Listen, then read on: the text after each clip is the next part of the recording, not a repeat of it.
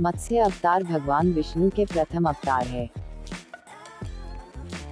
मछली के रूप में अवतार लेकर भगवान विष्णु ने एक ऋषि को सब प्रकार के जीव जंतु एकत्रित करने के लिए कहा और पृथ्वी जब जल में डूब रही थी, तब मत्स्य अवतार में भगवान ने उस ऋषि की नाव की रक्षा की। इसके पश्चात ब्रह्मा ने पुनः जीवन का निर्माण किया। एक दूसरी मान्यता के अनुसार एक राक्षस ने जब वेदों को चुराकर सागर की अथाह गहराई में छुपा दिया, तब भगवान विष्णु ने मत्स्य रूप धारण करके वेदों को प्राप्त किया और उन्हें पुनः स्थापित किया। मत्स्य अवतार की कथा। एक बार ब्रह्मा जी की असावधानी के कारण एक बहुत बड़े दैत्य ने वेदों को चुरा लिया। उस दैत्य का नाम हयग्रीव था। वेदों को चुरा लिए जाने के कारण ज्ञान लुप्त हो गया। चारों ओर अज्ञानता का अंधकार फैल गया और पाप तथा अधर्म का बोलबाला हो गया। तब भगवान विष्णु ने धर्म की रक्षा के लिए मत्स्य रूप धारण करके हयग्रीव का वध किया और वेदों की रक्षा की। भगवान ने मत्स्य का रूप किस प्रकार धारण किया, इसकी विस्मयकारिणी कथा इस प्रकार है। कल्पांत के पूर्व एक पुण्यात्मा राजा तप कर रहा था।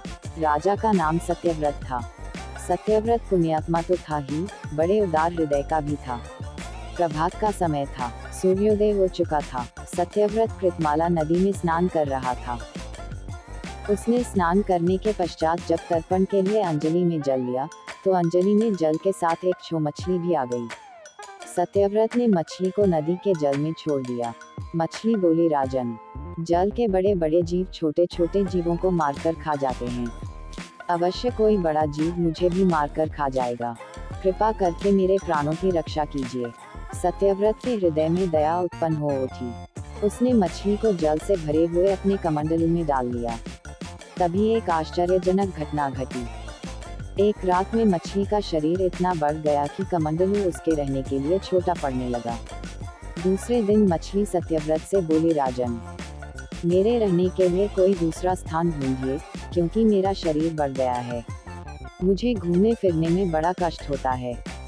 सत्यव्रत ने मछली को कमंडलू से निकालकर पानी से भरे हुए मटके में रख दिया। यहाँ भी मछली का शरीर रात भर में ही मटके में इतना बढ़ गया कि मटका भी उसके रहने के लिए छोटा पड़ गया। दूसरे दिन मछली पुनः सत्यव्रत से बोली, राजन, मेरे रहने के लिए कहीं और प्रबंध कीजिए, क्योंकि मटका भी मेरे रहने के लिए छोटा पड़ रहा है। तब सत्यव्रत ने मछली को निकालकर एक सरोवर में डाल किया, किंतु सरोवर भी मछली के लिए छोटा पड़ गया। इसके बाद सत्यव्रत ने मछली को नदी में और फिर उसके बाद समुद्र में डाल दिया। आश्चर्य!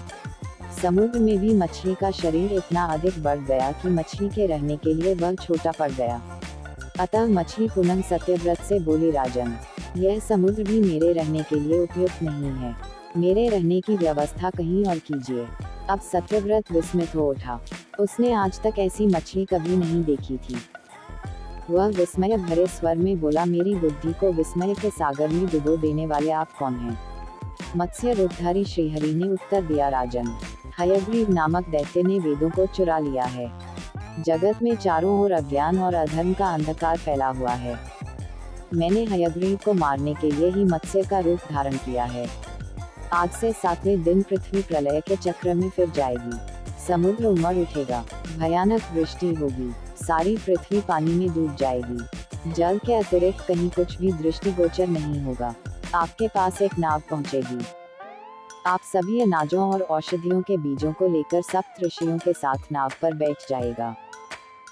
मैं उसी समय आपको पुनः दिखाई पड़ूंगा और आपको आत्मतत्व का ज्ञान प्रदान करूंगा। सत्यव्रत उसी दिन से हरि का स्मरण करते हुए प्रलय की प्रतीक्षा करने लगे। 7वें दिन प्रलय का दृश्य उपस्थित हो उठा। समुद्र भी उमड़कर अपनी सीमाओं से बाहर बहने लगा।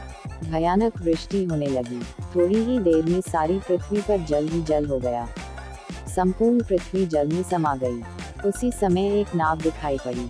सत्यव्रत सप्त ऋषियों के साथ उस नाव पर बैठ गए।